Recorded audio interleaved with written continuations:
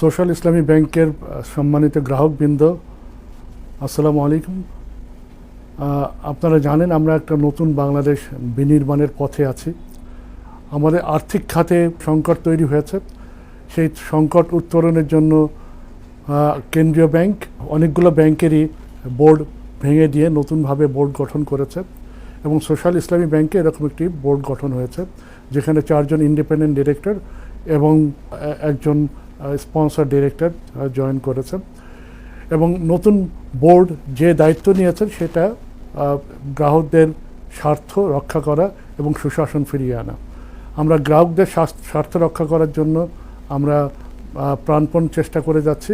ইনশাল্লাহ খুব অল্প সময়ের মধ্যে আমরা সংকট উত্তরণে আমরা সমর্থ হবে। এই সাময়িক যে সংকট তৈরি হয়েছে তাতে আপনারা অনেকেই কষ্ট পাচ্ছেন, ব্যবসায়িক ক্ষতির শিকার হয়েছেন।